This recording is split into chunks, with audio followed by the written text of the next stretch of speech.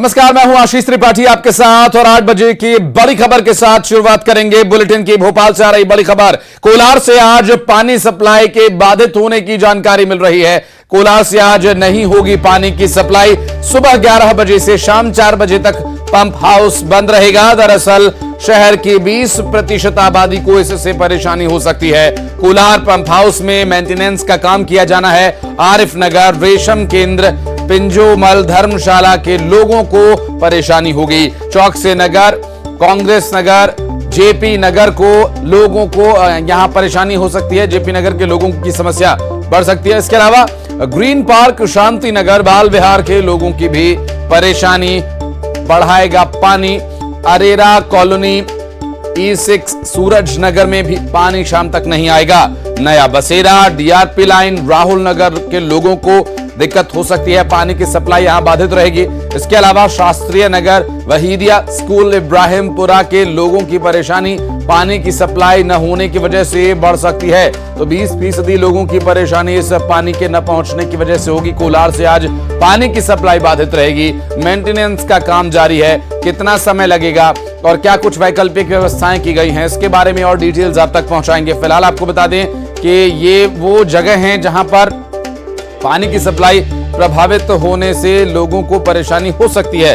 हालांकि कोलार से पानी की सप्लाई शाम 4 बजे तक उम्मीद है कि बहाल कर दी जाएगी। लेकिन इसके अलावा क्या व्यवस्थाएं यहां पर वैकल्पिक रूप से की गई हैं, कितना समय और लग सकता है, क्या जो तय समय है, तय समय के भीतर काम हो पाएगा, कोई नई चुनौती तो लोगों के लिए यहां पर नहीं होगी, इसके संबंध में लगातार और डिटेल्स आप तक पहुंचाते रहेंगे। फिलहाल आपको बता दें कि ये जो पानी की सप्लाई की बाधा है, ये शाम 4 बजे तक रह सकती है, ऐसी बात पता चली। अब तक अनुराग हमारे सहयोगी इस वक्त हमारे साथ जुड़ गए। अनुराग, लोगों की परेशानी के हल के लिए कोई वैकल्पिक व्यवस्था की गई है? कोलार से पानी की सप्लाई आज नहीं हो रही है तो बिल्कुल, देखिए अभी फिलहाल लोगों को सूचना दी गई है कि जो व्यवस्था है वो पहले से ही करके रख लें, क्योंकि आज शाम के बाद से कोलार का पानी की आपूर्ति प्रभावित होगी। और इसके पीछे वजह यही है कि कोलार का जो पानी सप्लाई का जो सिस्टम है, वहां पर सड़क खुदाई के दौरान एक जगह लीकेज हो गया है, जिसमें बड़े पैमाने पर पानी बह रहा है। और इसी को सुधारने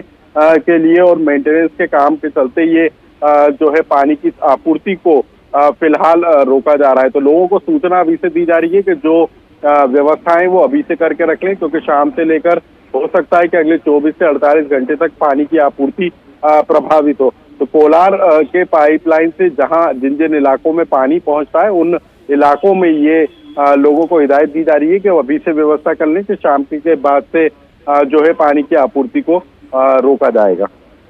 लेकिन अनुराग, अभी जो समय तय किया गया है, क्या वो समय रह सकता है, कितना समय लग सकता है, और जो तय समय वो क्या उसमें काम हो पाएगा? कोई नई चुनौती तो नहीं? देखिए, पूरा का पूरा नगर निगम का अमला इस व्यवस्था को सुधारने में लगा हुआ है। और जो सबसे बड़ी बात है कि जो कई इलाके जैसे आरिफ नगर, रेशम केंद्र, धर्मशाला, चौकसे नगर, कांग्रेस नगर, ये वो इलाके। और इसके अलावा जो VIP इलाकों की भी हम बात करें तो अरेरा कॉलोनी, सूरज नगर, नया बसेरा जैसे इलाकों में भी आज आपूर्ति प्रभावित होगी। तो 20% के करीब यदि हम बात करें तो ये आबादी पर असर डाल सकता है। लेकिन कोलार फिल्टर प्लांट के कैंपस में जो क्लियर वाटर पंप हाउस है, उसके मेंटेनेंस के चलते ये पूरा का पूरी व्यवस्था की जा रही है। तो अगले 24 से 48 घंटों तक ये जो है व्यवस्था प्रभावित होने के आसार है। बिल्कुल, 24 से 48 घंटे एक बड़ा समय होता है, बड़ा वक्फा होता है। अनुराग, लोगों की परेशानी के लिए वैकल्पिक व्यवस्था की भी यहाँ पर आवश्यकता पड़ेगी। बहुत शुक्रिया आपका इस फिलहाल जानकारी के लिए। तो भिलाई में भी शाम और कल तक पानी की सप्लाई बाधित होगी। शाम से ये समस्या शुरू हो सकती है। दरअसल रॉ वाटर जो कि मुख्य पाइपलाइन में लीकेज का और इसकी वजह से शटडाउन का विषय सामने आया है। दरअसल पुलगांव चौक से नयापर चौक के बीच ये लीकेज हुआ बताया जा रहा है। और पानी पहुंचाने के लिए कुछ वैकल्पिक व्यवस्थाएं किए जाने की बात जरूर कही जा रही है। लेकिन इस परेशानी के लिए जो समय है वो कितना लगेगा, आज से कल तक की बात कही जा रही है जरूर कि ये इतना समय आज से कल तक के बीच जो कोई नई चुनौती तो इसमें नहीं आएगी। बात करेंगे हमारे सहयोगी मिथिलेश इस वक्त हमारे साथ जुड़ गए। मिथिलेश, पानी की सप्लाई को सुचारू करने के लिए जो व्यवस्थाएं की जा रही हैं, वैकल्पिक व्यवस्थाएं क्या हैं, क्या है ताज़ा जानकारी? क्या कल तक काम शुरू हो पाएगा या कोई नई चुनौती तो नहीं है इस बीच? देखिए, आज सुबह जब पानी की सप्लाई की जाएगी संपूर्ण शहर में, उसके बाद में शटडाउन लिया जाएगा। और शटडाउन लेकर जो जिस तरह से बताया जा रहा है कि पुलगांव चौक से लेकर जो नयापारा चौक है, उसके बीच में जो मुख्य राइजिंग पाइपलाइन है, रॉ वाटर जो शिवनाथ नदी से फिल्टर प्लांट के बीच में पहुंचता है, उसमें लीकेज है, उसको लीकेज को सुधारने का काम किया जाएगा। तो आज शाम को पानी की आपूर्ति बाधित रहेगी और इसके साथ साथ कल जो है, कल भी लोगों को पानी नहीं मिल पाएगा। निगम प्रशासन ने ये पहले ही लोगों से अपील की थी कि जब इस तरह के काम होंगे तो वे पानी को संभाल कर रखें और पानी को देखते हुए काम करें, क्योंकि पानी की किल्लत हो सकती है। हालांकि निगम प्रशासन ने ये जरूर कहा है कि जहां जहां भी पानी की जो दिक्कत होगी वहां पर टैंकरों के माध्यम से पानी की सप्लाई की जाएगी। लेकिन सबसे बड़ी बात यह है कि शहर काफी बड़ा है और पानी एक महती आवश्यकता लोगों की होती है। निगम प्रशासन के पास इतने टैंकर नहीं है कि वे हर घर तक पानी पहुंचा सके। यही वजह है कि अब जो है लोगों को खुद ही जागरूक रहना पड़ेगा और खुद ही पानी को बचत करके चले, क्योंकि आज शाम के बाद से पानी नहीं मिल पाएगा। तो आज मेंटेनेंस का काम किया जाएगा। मेंटेनेंस का काम अति आवश्यक माना जा रहा है। इसके पूर्व में जो 28 और 29 जून को ये काम किया जाना था, लेकिन किसी कारणवश उसको पोस्टपोन किया गया था और आज इसकी डेट निर्धारित की गई है। तो आज का काम किया जाएगा। उम्मीद की जा रही है कि कल तक ये काम पूरा हो जाएगा और कल के बाद लोगों को पानी मिल सकेगा। जी, कौन कौन से इलाके प्रभावित हो सकते हैं मिथिलेश, और कोई नई चुनौती ना हो इसके चलते जो समय तय किया गया, क्या उतने समय में ही काम पूरा हो जाएगा?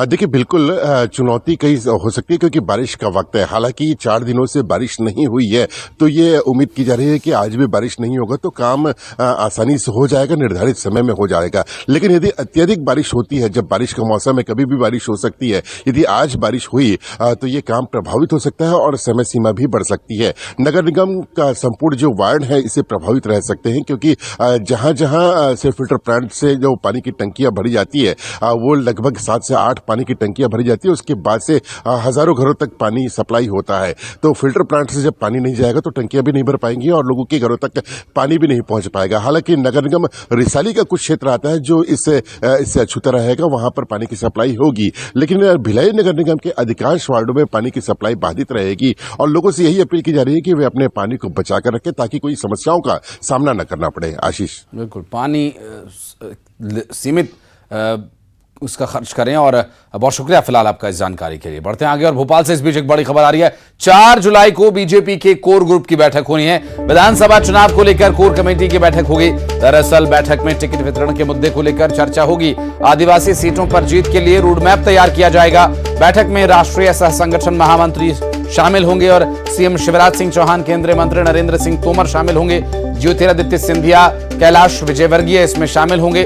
और इस बैठक के माध्यम से आदिवासी क्षेत्र में आने वाली सीटों पर चर्चा होगी। बैठक में राष्ट्रीय सह संगठन महामंत्री सीएम शिवराज सिंह चौहान, केंद्रीय मंत्री नरेंद्र सिंह तोमर, ये सभी शामिल होने वाले हैं। दरअसल 4 जुलाई को बीजेपी कोर ग्रुप की बैठक होगी। आपको बता दें कि विधानसभा चुनाव को लेकर कोर कमेटी की बैठक होनी है। इसके अलावा वर्तमान स्थिति में बैठक में टिकट वितरण की क्या स्थिति है, कौन टिकट का दावेदार है और कौन हकदार, ये भी तय होगा।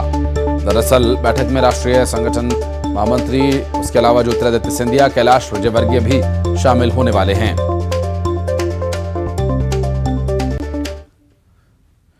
तो बीजेपी के अलावा कांग्रेस भी लगातार चुनाव की तैयारियों में जुटी हुई है। विधानसभा चुनाव की तैयारियां अब तेज कर दी गई हैं कांग्रेस की तरफ से भी। एनएसयूआई ने जिला अध्यक्षों की नियुक्ति की है। मध्य प्रदेश के 52 जिलों के अध्यक्षों की सूची जारी की गई है। एनएसयूआई के प्रभारी नीतीश गौर ने यह लिस्ट जारी की है। और बात करें भोपाल के जिला अध्यक्ष अक्षय तोमर की, तो अक्षय तोमर यहां पर जिम्मेदारी को संभालेंगे, जबकि इंदौर में रजत पटेल को जिम्मेदारी दी गई है। और साथ ही जबलपुर में सचिन रजक इन चुनावों में एनएसयूआई छात्र विंग जो छात्र इकाई है कांग्रेस पार्टी की, उसकी जिम्मेदारी संभालेंगे। जबकि ग्वालियर में पवन शर्मा को तैनात किया गया है छात्र इकाई को साधने के लिए।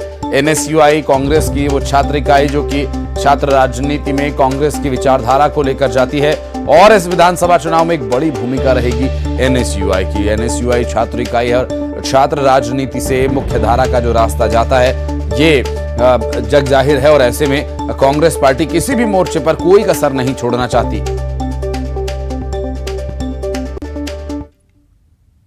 और भोपाल में कांग्रेस के पॉलिटिकल अफेयर्स की आज बैठक होगी। इस बैठक में केसी वेणुगोपाल, प्रदेश प्रभारी जेपी अग्रवाल, प्रदेश अध्यक्ष कमलनाथ के अलावा दिग्विजय सिंह, सुरेश पचौरी जैसे बड़े नेता मौजूद रहेंगे। बता दें कि ये बैठक राहुल गांधी, प्रियंका गांधी वाड्रा, पार्टी अध्यक्ष मल्लिकार्जुन खड़गे के चुनावी कार्यक्रम और आगामी चुनाव की रणनीति को लेकर आज शाम 6 बजे कमलनाथ के आवास पर बुलाई गई है। हालांकि बैठक से पहले ये माना जा रहा है कि पार्टी इस कोशिश में लगी है कि महासचिव प्रियंका गांधी वाड्रा का प्रदेश में ज्यादा से ज्यादा दौरा हो, ज्यादा से ज्यादा सभाएं हों। लिहाजा इस बैठक में राहुल गांधी और प्रियंका गांधी वाड्रा के दौरे और उनके कार्यक्रमों को लेकर फैसला किया जा सकता है। पार्टी प्रदेश स्तर पर यह चाहती है प्रियंका गांधी वाड्रा का यहां पर दौरा बढ़ाया जाए। हालांकि इससे पहले उत्तर प्रदेश के चुनाव में प्रियंका गांधी वाड्रा का दौरा खूब कराया गया था, लेकिन पार्टी के हाथ कुछ नहीं लगा, पारंपरिक सीट भी हाथ से गई। और भोपाल से इस वक्त की बड़ी खबर, चुनाव आयोग की टीम आज मध्य प्रदेश का दौरा करेगी। दरअसल आगामी विधानसभा चुनावों को देखते हुए तैयारियों का क्या प्रारूप है, क्या स्थिति है, ये दौरा होगा। दरअसल आज मध्य प्रदेश के दौरे पर चुनाव आयोग की टीम आने वाली है। इसमें उप निर्वाचन आयुक्त धर्मेंद्र शर्मा इसकी अगुवाई करेंगे। कलेक्टर और पुलिस अधीक्षकों के साथ बैठक होगी। मुख्य सचिव, डीजीपी के और अन्य अधिकारियों के इस बैठक में शामिल होने की जानकारी मिल रही है। आपको बता दें कि इस बैठक के माध्यम से प्रशासनिक स्तर पर आगामी चुनावों को लेकर क्या तैयारियां हैं, किन चुनौतियों के साथ अभी और जूझना है, प्रशासनिक स्तर पर चुनाव आयोग को देखने का विषय रहेगा। एक बड़ा क्षेत्र, एक बड़ा उत्सव लोकतंत्र का मनाया जाना है, ऐसे में कहीं कोई कमी न रहे, इसके लिए चुनाव आयोग अपने स्तर पर तैयारियों में जुटा हुआ है और आज का ये दौरा इस लिहाज से भी बेहद अहम माना जा रहा है। भारतीय चुनाव आयोग जो कि अपने निष्पक्ष चुनावों के लिए पूरे विश्व में प्रसिद्ध है, ऐसे में चुनाव आयोग की टीम किसी भी तरह की कोई कोर कसर नहीं छोड़ना चाहती। अभी इस पूरे मामले में उपचुनाव आयुक्त दौरा करेंगे, बैठक करेंगे। तैयारियों के मुकम्मल होने के बाद चुनाव आयुक्त इसकी समीक्षा करेंगे और आगे की जो स्थिति होगी इस पर डिटेल्स आप तक हम लगातार पहुंचाते रहेंगे। और बीजापुर से बड़ी खबर आपको बता दें, बीजेपी नेता कमलेश मंडावी पर हमले के बाद से अज्ञात बदमाश फरार है। बीजेपी नेता पर चाकू से किया गया हमले में बीजेपी नेता जख्मी हो गए। आपको बता दें इससे पहले पिछले सप्ताह नक्सलियों ने एक सरपंच की हत्या कर दी थी। आधिकारिक पुष्टि होना हालांकि अभी इसकी बाकी है, जबकि इस बीच बीजेपी नेता कमलेश मंडावी पर हमले का मामला सामने आया, लेकिन गनीमत यह रही कि कमलेश मंडावी को हल्की चोट ही आई है, गंभीर स्थिति में वे नहीं हैं और जल्द ही रिकवर कर जाएंगे। ऐसे में इस पूरे मामले को लेकर अज्ञात लोगों की तलाश की जा रही है। और रायपुर से इस बीच एक बड़ी खबर आ रही है, जहां अनियमित कर्मचारी हड़ताल की कर रहे हैं तैयारी। आज से अनियमित कर्मचारियों की हड़ताल होनी है। नियमितीकरण की मांग को लेकर यह प्रदर्शन होगा, जिसमें 45,000 कर्मचारी कामकाज का बहिष्कार करेंगे नियमितीकरण की मांग को लेकर। आपको बता दें कि रायपुर में करीब 45,000 अनियमित कर्मचारी प्रदर्शन की कर रहे हैं तैयारी।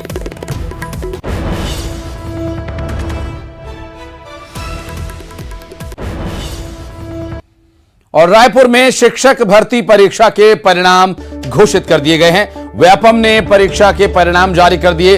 10 जून को हुई थी शिक्षक भर्ती परीक्षा और शिक्षक भर्ती परीक्षा के परिणाम घोषित कर दिए गए हैं। रायपुर से इस वक्त की बड़ी खबर आपको बता दें, जहां व्यापम ने परीक्षा के परिणाम जारी कर दिए हैं। 10 जून को शिक्षक भर्ती परीक्षा हुई थी और अब इसके परिणाम जारी कर दिए गए हैं। व्यापम द्वारा जारी किए गए परिणामों के बाद अब जो अभ्यर्थी शिक्षक है अपने परीक्षा परिणाम को देख सकते हैं। 10 जून को शिक्षक भर्ती परीक्षा हुई थी और इसके लिए अब जो रिजल्ट आया है उसमें जो क्वालिफाई करने वाले शिक्षक हैं उनके लिए बधाई। और व्यापम ने परीक्षा परिणाम जारी कर दिए। आपने भी यदि परीक्षा दी थी तो आप जान सकते हैं अपने परिणाम। और रायपुर से बड़ी खबर आपको बता दें, प्रदेश भर के स्वास्थ्य कर्मचारी अनिश्चितकालीन हड़ताल करने की तैयारी में हैं। 4 जुलाई से प्रदेश भर में स्वास्थ्य सेवाएं प्रभावित हो सकती हैं। चूंकि स्वास्थ्य कर्मचारी संघ ने इस हड़ताल का ऐलान जब से किया है तब से इसके कयास लगाए जा रहे हैं। दरअसल 6 सूत्रीय मांगों को लेकर इनका प्रदर्शन होने वाला है। स्वास्थ्य कर्मचारी संघ हड़ताल का आह्वान कर रहा है। 6 सूत्रीय मांगों को लेकर यह प्रदर्शन किया जाएगा। इस वक्त की बड़ी खबर रायपुर से, प्रदेश भर के स्वास्थ्य कर्मचारी अनिश्चितकालीन हड़ताल करेंगे। 4 जुलाई से प्रदेश भर में स्वास्थ्य सेवाएं प्रभावित हो सकती हैं। ऐसे में क्या प्रशासनिक स्तर पर कोई बीच का रास्ता निकाला जाता है, यह भी देखने का विषय होगा। 4 जुलाई से प्रदेश भर में स्वास्थ्य सेवाएं प्रभावित हो सकती हैं, क्योंकि स्वास्थ्य कर्मचारी संघ हड़ताल की तैयारी में है। और जसपुर में चलती बस में महिला से छेड़छाड़ का मामला सामने आया। दरअसल पीड़ित ने फोन करके परिजनों को बुलाया और ऐसे में आरोपी मौके से भाग निकला। आपको बता दें कि परिजनों ने आरोपी के मित्र की जमकर पिटाई की थी। रांची से मनेंद्रगढ़ जा रही बस में छेड़खानी किए जाने का आरोप है और इस दौरान जब पीड़िता ने अपने परिवार वालों को फोन करके बुलाया तो आरोपी के मित्र को पुलिस ने हिरासत में ले लिया। सिटी कोतवाल इलाके का मामला है, चूंकि आरोपी तो वहां से भाग निकला, ऐसे में उसके मित्र को हिरासत में ले लिया गया। परिजनों ने आरोपी के मित्र की पिटाई कर दी और बुरी तरह से उसे मारा। यहां आरोपी तो भाग निकला, आरोपी के मित्र की पिटाई हो गई। तो कई बार यारी दोस्ती किस तरह से भारी पड़ जाती है, इसका एक उदाहरण।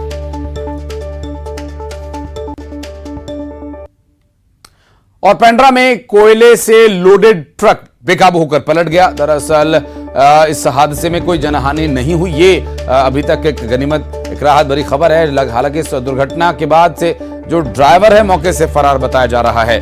कुटमी चौकी के मटिया डांड मोड़ के पास की ये दुर्घटना है, जहां कोयला लोडेड ट्रक बेकाबू होकर पलट गया।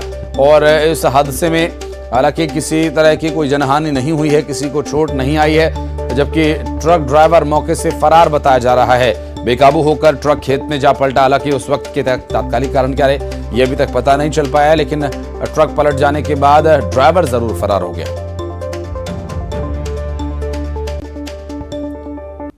और कोरबा से बड़ी खबर आपको बता दें, बिजली के खंभों की चोरी का खुलासा हुआ।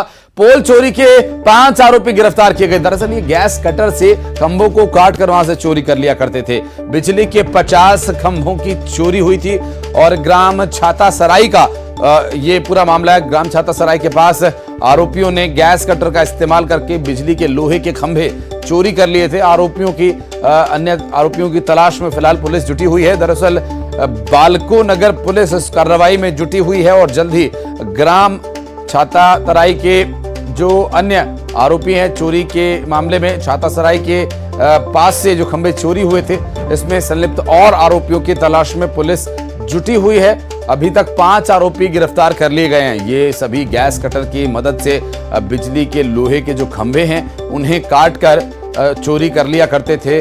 और ग्राम छाता सराय के पास का ये पूरा मामला। और जगदलपुर से बड़ी खबर आपको बता दें, दूषित पानी पी लेने से 12 से ज्यादा लोग बीमार हो गए। ट्रांसफार्मर खराब होने की वजह से पानी की सप्लाई बाधित है। बता दें कि तोकापाल से सोसनपाल गांव का यह मामला, जहां स्वास्थ्य विभाग ने शिविर लगाया और सभी मरीज मेडिकल कॉलेज में भर्ती कराए गए। दरअसल ट्रांसफार्मर खराब होने की वजह से यह परेशानी शुरू हुई, जहां पर पानी की सप्लाई बाधित हो गई। तोकापाल से सोसनपाल गांव का ये मामला। स्वास्थ्य विभाग ने शिविर लगाया, सभी मरीजों को मेडिकल कॉलेज अस्पताल में भर्ती कराया गया है। स्वास्थ्य विभाग ने शिविर लगाकर मरीजों के लिए यहां पर व्यवस्था करने की कोशिश की। सभी मरीज मेडिकल कॉलेज अस्पताल में भर्ती कराए गए। दूषित पानी से 12 से ज्यादा लोग बीमार हो गए और जगदलपुर से ये पूरा मामला सामने आया। आपको बता दें कि दूषित पानी पी लेने की वजह से 12 से अधिक लोगों की तबीयत नासाज हो गई। ट्रांसफार्मर खराब होने की वजह से पानी की सप्लाई बाधित हो गई थी और जिसकी वजह से दूषित पानी ही लोगों ने इस्तेमाल किया और ऐसे में 12 से ज्यादा लोगों की तबीयत खराब हो गई। यहाँ पर सभी मरीज मेडिकल कॉलेज अस्पताल में भर्ती कराए गए हैं। प्रशासनिक स्तर पर घोर लापरवाही का ये पूरा मामला, हालांकि अभी क्या स्थिति है उन लोगों की ये डिटेल्स आप तक आगे पहुंचाएंगे। फिलहाल पानी की व्यवस्था को क्या सुचारू कर दिया गया है ये भी देखने का विषय होगा। दरअसल इससे पहले ट्रांसफार्मर खराब होने की वजह से पानी की सप्लाई बाधित हो गई थी। तोकापाल से सोसनपाल गांव का ये पूरा मामला सामने आया, जहां स्वास्थ्य विभाग ने शिविर लगाकर जो बीमार मरीज हैं पानी पी लेने की वजह से जिनकी तबीयत खराब हो गई थी, दूषित पानी पिया और उसके बाद हालत खराब हुई, मेडिकल कॉलेज अस्पताल में भर्ती कराया गया। उन्हें वहां पर उपचार दिया जा रहा है। दूषित पानी पी लेने की वजह से 12 से ज्यादा लोगों की हालत खराब हो गई है। ट्रांसफार्मर खराब होने की वजह से पानी की सप्लाई बाधित हो गई थी, लेकिन क्या अब वो परेशानी हल कर ली गई है? क्या दूषित पानी की सप्लाई अब आगे नहीं होगी? इस बात को क्या सुनिश्चित कर लिया गया? ये कुछ सवाल हैं जिन पर और डिटेल्स जानकारी उत्तर आप तक पहुंचाएंगे। फिलहाल अभी जो स्थिति है, 12 लोगों की तबीयत खराब हो जाने की वजह से मेडिकल कॉलेज अस्पताल में उन्हें भर्ती कराया गया। चूंकि दूषित पानी पी लेने की वजह से 12 से ज्यादा लोगों की तबीयत खराब हो गई थी। ट्रांसफार्मर खराब हो जाने की वजह से तोकापाल से सोसनपाल गांव में ये मरीजों के मामले में सामने आई स्थिति को जानेंगे। श्रीनिवास नायडू हमारे सहयोगी इस वक्त हमारे साथ जुड़ गए। श्रीनिवास, क्या स्थिति है बीमारों की और अभी क्या वैकल्पिक व्यवस्था की गई है पानी की? देखिए, ये 3 दिन पुराना जो वहाँ इलाके में जब ट्रांसफार्मर बाधित हो गया था, खराब हो गया था, ब्लास्ट हो गया था, उसके बाद इलाके में पूरी तरह पानी आपूर्ति बाधित हो गई थी। जिसके बाद वहाँ के जो स्थानीय लोग हैं, वहाँ के जो इसका स्थानीय तालाब है, उससे वो पानी पी रहे थे, जिसके चलते लगभग 1 दर्जन से अधिक जो वहाँ के जो लोग हैं वो बीमार हो गए। उल्टी दस्त की शिकायत हो गई। सभी को तत्काल सामुदायिक स्वास्थ्य केंद्र तोकापाल में भर्ती कराया गया, जिसके बाद सभी को मेडिकल कॉलेज में भर्ती कराया गया। स्थिति तो सभी की सामान्य है, लेकिन जो उल्टी दस्त का प्रकोप है वो अभी भी जारी है। लगातार मरीज आते जा रहे हैं इलाके में। जी, बहुत शुक्रिया श्रीनिवास आपका इस जानकारी के लिए। एक ब्रेक ले रहे हैं, बहुत छोटा सा ब्रेक के बाद आपको दिखाएंगे सुपर 10।